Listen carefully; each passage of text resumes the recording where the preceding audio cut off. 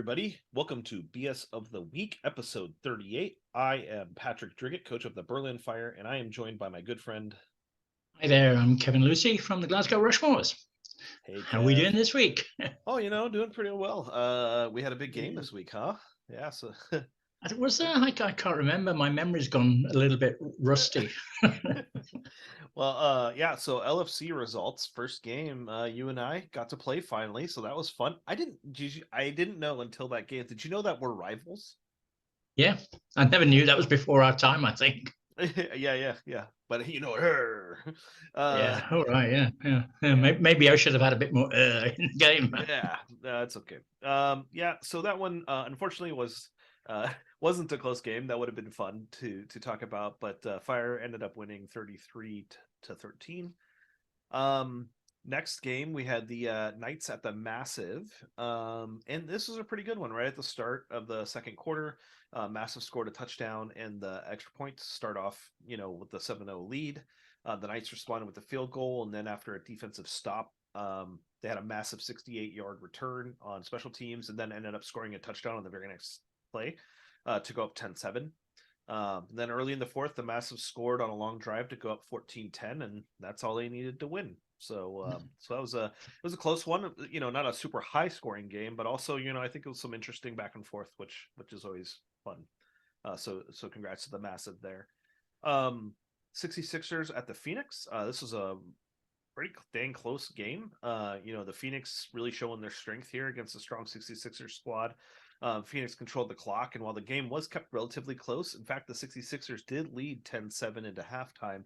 The Phoenix rallied in the third, scored 14, and ultimately put them ahead to win 21-13 against the 66ers. Great showing by both teams. We had the Patriots visit the Sun Devils, but win 35-10. The Shadows visited the Irish, and the Irish were having none of it, winning 35-3. The Giant Hornets visited the Statesmen in probably the most exciting game to watch this week. And the Collins said, "No, sir, Lee, I'm going to make it. I'm going to be the unequivocal Big Sky Bowl favorite." And so they ended up winning 27-6 while visiting. So that was a pretty exciting and commanding game. And yeah, Giant Collins showing he's ready. I'm sure Lee also is checking his adjustments and everything else, and he'll have a game plan come playoffs. That's for sure. Rhinos at the Sharks. Sharks win 31-17 really handily.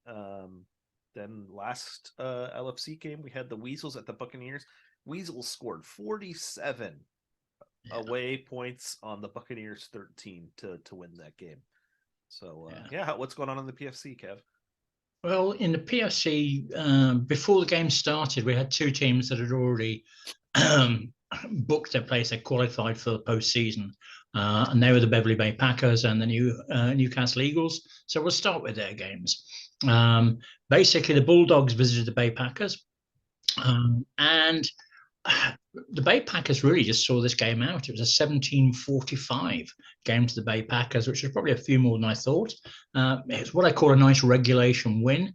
Once again, running back Lamar did it all over again. He did the business, 252 yards rushing.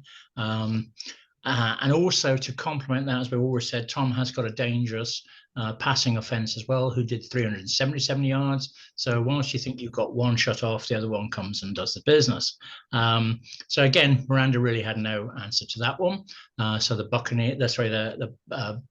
Bay Packers go rolling on, as it were. The other game, the Eagles against the Stormers.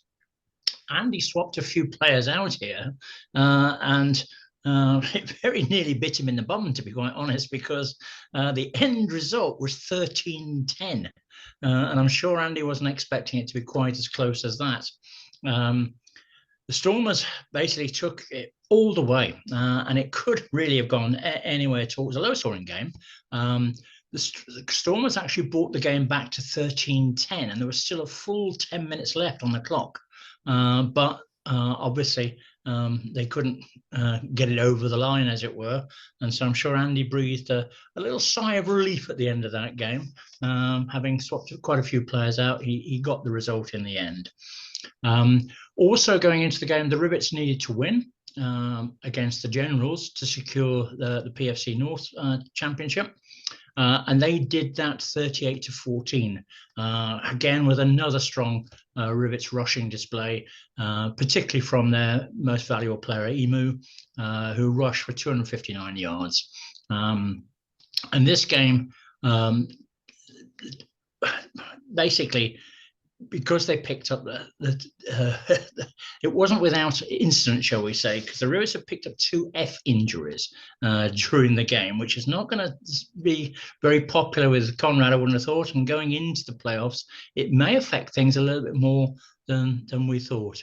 That, however, is nothing compared to the poor old Knights, who have probably more players injured than they actually have fit at the moment. They have an unbelievable injury record. The game that I told you to watch out for last week was the Maroons at the Rough Riders. And my gosh, what a defensive slugfest this was. It was a weird game. They had, between them, 6 turnovers, 4 interceptions, 11 fumbles, of which only 3 were actually recovered. So I'm not really surprised the score was so low, because nobody wanted to take it over the line and put points on the board. Basically, the Maroons' offense just couldn't get going. And the Rough Riders' offense couldn't get going.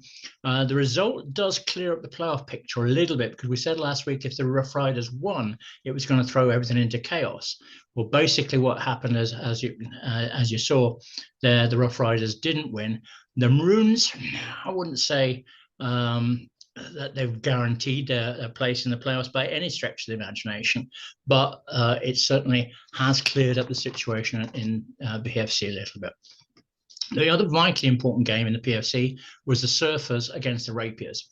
Surfers 26, Rapiers 42. A great passing game from Phil's Rapiers, throwing for 367 yards. It was 28-3 to the Rapiers at half time.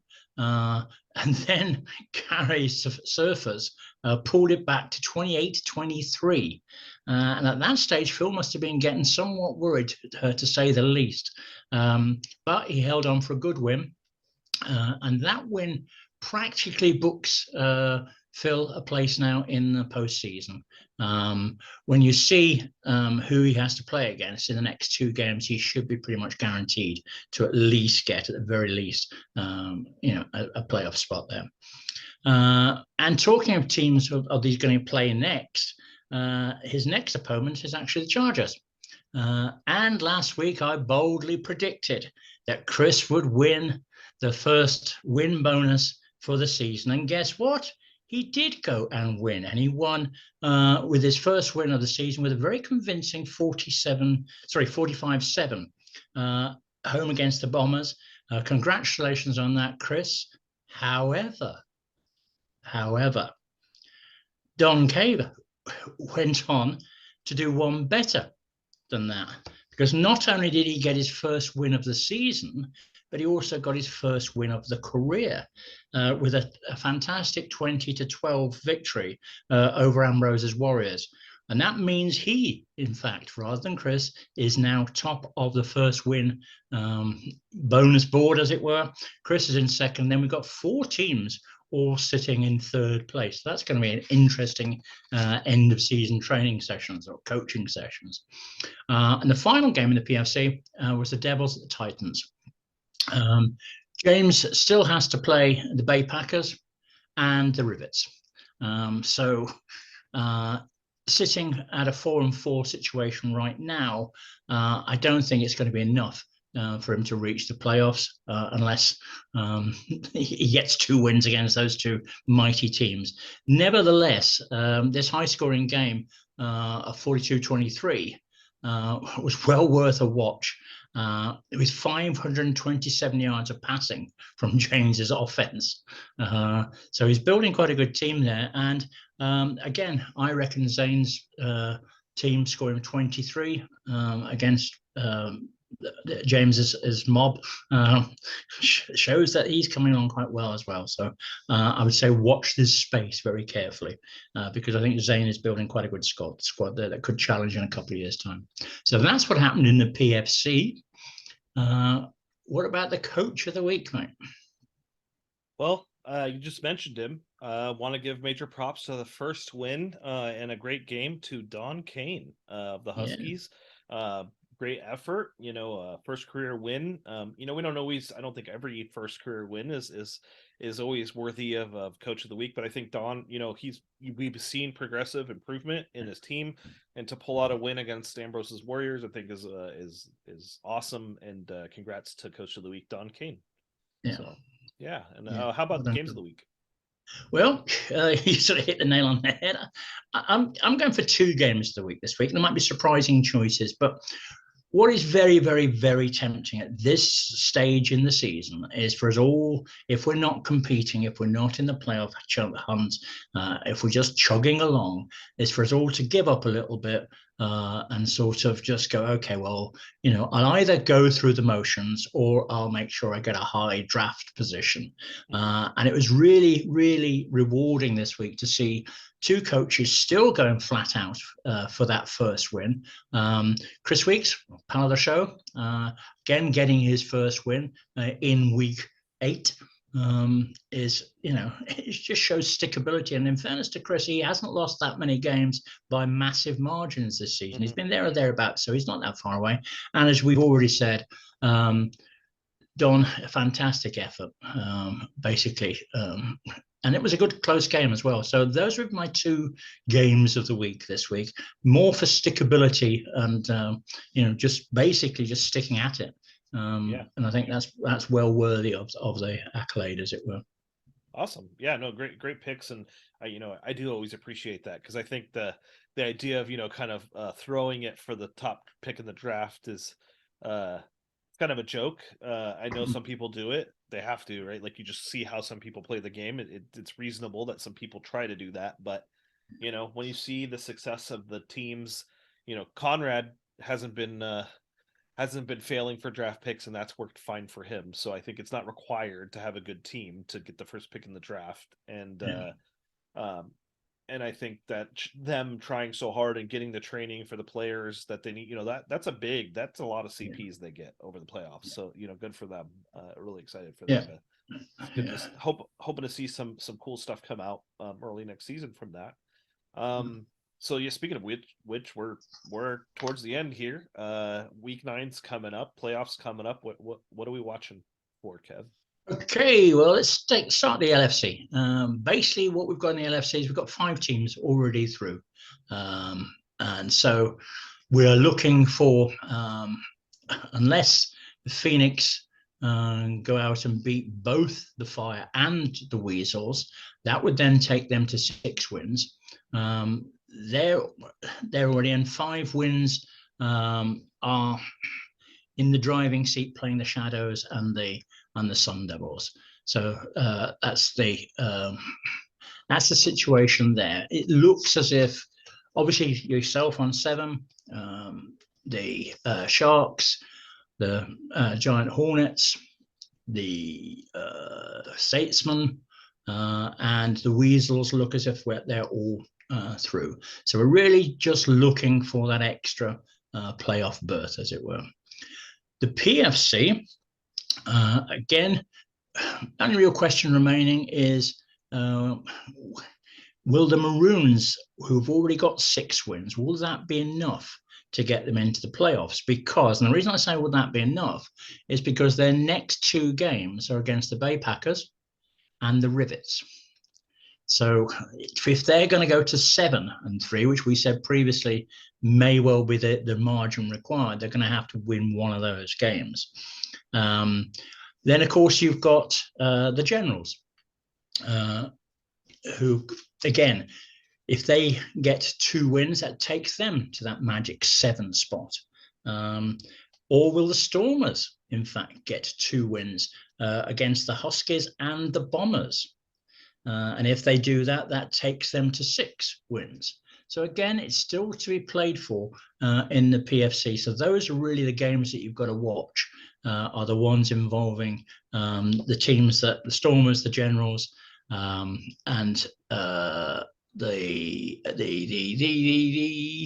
don't think the Surfers are out of it as yet either. So those are the ones to watch out. The Maroons, sorry, as well.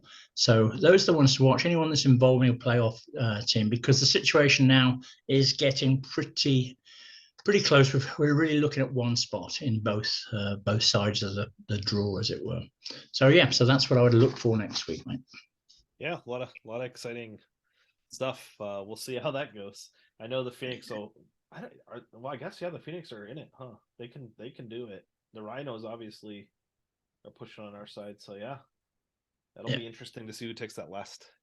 Yeah, I mean the Rhinos are in pole position at the moment, but again, because they're already on 5 wins. But and they play the Shadows and the Sun Devils, so you no disrespect to those teams, but you'd expect them to squeak through at the end there. Yeah. Well, should be good. Should be good. Yeah, appreciate you breaking that down. Cool. Well, great show. Thank you. And hope everything goes well for you this week. And for everybody out there, get those green check marks, and let's get those games going. And it'll be some exciting stuff. At least I'm back at home now. I've had a run of 3 away games, so here's hoping that makes a difference. All right. Good luck to you, Kevin, and everybody out there. Have a good one. And you. Take care. Bye now.